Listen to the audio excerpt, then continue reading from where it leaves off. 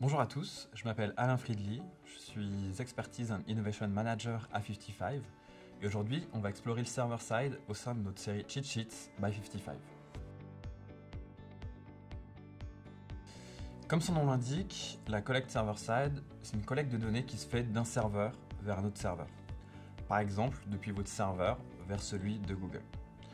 À l'opposé, la collecte client-side implique un transit de données directement depuis le client, c'est-à-dire le navigateur, vers les serveurs de vos partenaires. Aujourd'hui, la grande majorité des acteurs du web s'appuient sur la collecte de données client-side, comme ils l'ont toujours fait. Mais depuis quelques années, les annonceurs font face à plusieurs contraintes, au niveau de la sécurité, mais aussi au niveau technique. Déjà, les données doivent être disponibles dans le front d'un site, par exemple dans le data layer. C'est là que la collecte de données sera opérée via le navigateur. Mais les annonceurs n'ont pas forcément envie d'y intégrer des données sensibles, comme celles relatives à leurs clients ou à leur marge produit.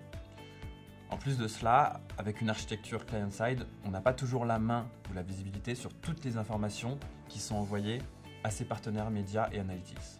On a aussi une contrainte technique qui va impacter l'expérience utilisateur. Plus on a de tags JavaScript implémentés sur le conteneur client-side, plus le chargement des pages sera long. Tout d'abord, elle vient apporter de la sécurité. Commençons déjà par une clarification. Parler de collecte server-to-server, c'est un peu trompeur. Pourquoi ? Parce qu'il s'agit en fait d'une collecte client-to-server-to-server. La collecte initiale se fait toujours au niveau du navigateur. C'est de là qu'un hit transportant les données à collecter est transmis vers un conteneur server-side. Ensuite, c'est depuis ce conteneur server-side que l'ensemble des informations vont être dispatchées. Par exemple, on peut y déclencher un événement vers Google Analytics, un événement vers Google Ads, un autre vers Meta, etc. depuis ce conteneur. On peut aussi enrichir les événements qu'on souhaite partager à ses partenaires médias et analytics, ce qui permet de limiter le volume et la nature des données qui vont être exposées côté front sur un site. Par exemple, sur le point 4, on va pouvoir intégrer de la data, comme la marge produit, des données clients ou encore des scores liés à une stratégie de bidding avancée. Toujours au niveau de la sécurité, on aura aussi la possibilité de filtrer la donnée qu'on souhaite envoyer à nos partenaires. Le server-side offre un contrôle total sur les paramètres et les événements qui sont envoyés. Ça permet de se mettre en conformité avec la loi qui impose parfois de limiter les informations transmises à certains de nos partenaires.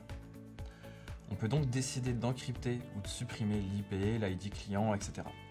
D'ailleurs, des fonctionnalités natives au sein des TMS comme GTM ou Tag Commander permettent de réaliser de plus en plus simplement ces modifications à la volée, ce qui apporte beaucoup d'agilité pour les équipes tech, mais aussi les équipes métiers. Au niveau technique, la collecte server-side permet d'améliorer la vitesse de chargement des pages. Dans l'idéal, un seul événement va être transmis du navigateur au conteneur server-side, en portant toutes les informations nécessaires à la collecte média et analytics. Cela va largement réduire le volume de scripts déclenchés et donc accélérer le chargement du site web. Un autre avantage de la collecte server-side, c'est qu'elle propose une mesure plus résiliente que la collecte client-side. En déployant le server-side, on va créer des cookies HTTP qui sont moins soumis aux contraintes des navigateurs. Pour Safari, c'est un peu moins vrai depuis le déploiement de sa version 16.4, mais on part quand même sur des cookies qui ont une durée de vie d'environ 7 jours, contre 24 heures côté client. On a donc une fenêtre d'attribution qui sera plus longue côté média avec une architecture server-side. Bon, bien entendu, le server-side, c'est pas une solution miracle. Il est tout autant soumis au consentement des utilisateurs que la collecte client-side. Et surtout, la mise en place de son architecture peut être complexe. C'est un projet qui peut impliquer des équipes de tracking spécialistes pour le paramétrage des tags et du conteneur, des consultants pour cadrer le projet, mais également des équipes de DevOps et de Data Engineers dans certains cas, pour la mise en place d'une infrastructure côté cloud. Mais ça reste un bon moyen de sécuriser votre collecte de données ou encore de développer des cas d'usage médias avancés comme le pilotage à la valeur en s'appuyant sur des données sensibles qu'on ne souhaite pas collecter côté client. Merci à tous pour votre visionnage, j'espère avoir démystifié un peu le server-side.